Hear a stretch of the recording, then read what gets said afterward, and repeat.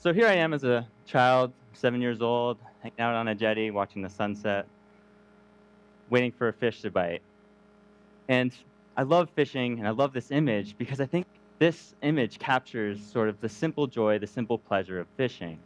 And I want to share with you today some fishermen that I've met in my life that have sort of been inspirational and shared with me a lot of lessons about seafood, a lot about fishing, about the ocean that I think you all will appreciate. So I like fishing not just because, fish is delicious or there's thrill of catching a fish, but I liked it because I like being on the ocean. And more than anything, I liked to go home and bring home dinner. There's really no feeling like it. And I think some of you can probably relate. Some of you have gardens or hunters or fishermen, even yourselves. And it's that feeling of self sufficiency. It's that feeling of providing for yourself, your family. Now, if I didn't catch any fish, which was more often than I'd like to admit, uh, we get fish from a friend of ours, a local commercial fisherman named Tom Turner. And during the summer months, he would come by our house every week or two, and he'd drop off a bin of fresh seafood right next to my mom's garden under a maple tree. And it was great. We'd come home from work and we'd cook it up, and then in return, my mom would give him fresh egg rolls that she had made. And Tom was excited because, well, grew up on an island that didn't really have egg rolls, and so the only way to get egg rolls. And my family was really excited because my father and I, as much as we like to fish, we didn't catch a lot of fish. So we got to have seafood that way. This is a fisherman I met down in Baja, Mexico, in Chico. And I used to work down there doing sailing expeditions. And we'd stop by Chico's ranch, and he was an organic farmer, but a retired fisherman. And he'd treat us to amazing fish taco dinners, and we'd sit under his palm trees, and he'd tell us stories about fishing, about growing up and fishing with his father in a dugout canoe. And he'd tell us stories about the ecosystem, how healthy it was, and how much wildlife, the kind of stuff that you would imagine coming out of the mouth of the Colorado River. But he would also start talking about some troubling things like industrial fishing and globalized fishing fleets that were coming in and taking a lot of the fish away from these communities. And I actually got a chance to experience and see one of these industrial fishing fleets come into the bay when I was sleeping one night. And so I remember this vividly. I was sleeping, watching the stars, and I woke up to the sound of a distant rumble. And that rumble was the sound of a diesel engine of one of these industrial global fishing boats coming into the bay. And all night, I heard this diesel engine. And when I woke up, it was gone, disappeared like a ghost. And then I looked over my shoulder, and there were these Mexican fishermen getting their ponga boats ready, getting their nets ready, and they headed out. And they came back that afternoon, and we watched them unload their boats. And what we saw was these fishermen unloading tiny fish, no larger than the size of a deck of cards. And I immediately got sick to my stomach. This was incredibly troubling to think that these fishermen who had been fishing for centuries, feeding their communities and adjacent communities, were now having a hard time feeding their families.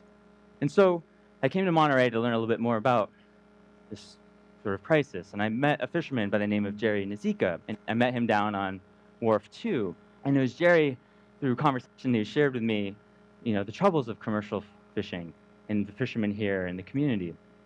And he shared me issues about bycatch. And he told me about all the communities, not just here in Monterey, but all around the nation, that were struggling to literally stay afloat, as you can see in that image there. And so I went to New England.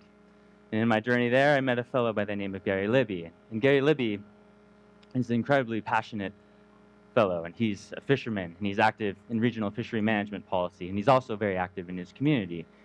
Him and his brother and their community fishery association created what was called the community-supported fishery, and it was one of the first in the nation. And his whole idea was to start distributing seafood like you distribute like a CSA share or a farm share. And so he was getting fresh local seafood that he was getting from his fishermen and distributing it locally to the community. He was getting a better price for it. He was getting predictable demand. All these benefits were being seen by him. And then the community was also getting the freshest fish they'd ever got. They're getting good prices on them, but they were also connecting to Gary and their fishermen. He was connecting them to the ocean. And so that there was this sense of community that was building, that was reinforcing this sort of healthy system of people being aware of what was happening with not just the commercial fisheries, but the ocean and its health. And so I came back to Monterey, and I was like, this is great. This is perfect. This is going to do it. And so I had all this energy. I was inspired, and I put together a group of folks, and we did a feasibility sort of study, and we finally launched this project after 2 years of work and launched it January 17th, 2012. And our vision through this project, thank you.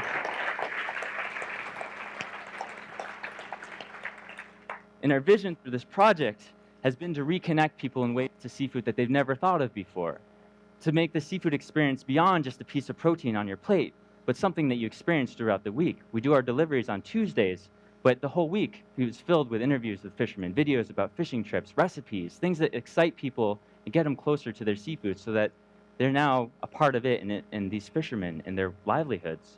And it was in this process that I met Stan Bruno a couple weeks after we had launched. And Stan Bruno is very enthusiastic. He's a salmon fisherman, but had just started fishing for a fish called black cod. And black cod, top there is also sablefish or butterfish. And he uses a bottom set longline there on the bottom image. And he actually invited me out to go fishing with him one day. And so I want to share with you a video. And so what's happening here is this is the day before we go fishing.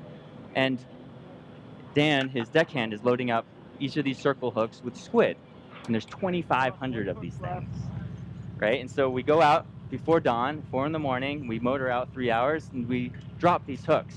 And it's attached to a 50-pound weight that goes 2,000 feet down to the bottom, bringing all these hooks with it. And it's an incredibly dangerous process, as you can imagine. A misplaced hand or tangled rope would send you on the express truck all the way down to the bottom of the ocean. So after that's been soaking for about 3 hours, they slowly bring the line back on board.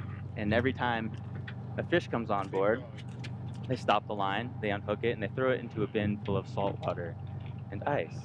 It's an incredibly laborious process. And during that trip, we only caught 150 pounds of fish, of sablefish, which goes along with the saying, they call it fishing for a reason. Otherwise, if it was certain, they'd call it catching, right? So in subsequent trips, we were able to get around 700 pounds for us, which was about what we needed for our members at that time. And so it was illustrating really that these guys were out there not because they're out there to make a lot of money, but this is what they love. This is a passion for them. And so there's been all kinds of transformations happening, a lot of exciting things happening. We've only been operating in 3 months. But what we've seen is that our members and our community is starting to reconnect to seafood in ways that they've never thought of before. They're celebrating their seafood now. This is sablefish that was caught by a Stan. And you can see through all these photos that these are some amazing dishes that would probably even make Jamie Oliver envious. So, this is incredible. And not only have there been transformation for our members, but there's been transformation for our fishermen as well. These guys, these fishermen here, who have been typically selling their fish to buyers and processors, who ship their seafood all over the world in this global distribution system that creates that sort of Costco fish that we just learned about. This idea that these fishermen can now know exactly where their fish was going and how it was being enjoyed. I showed you those images in the last slide. Those are the dishes these members have been making, and Stan is seeing that. He witnesses this. And there's been all these kinds of great, phenomenal changes taking place, but there's also been some really fun changes and conversations happening as well. And I want to share with you all a little tidbit, an email exchange between one of our members and Stan Bruno.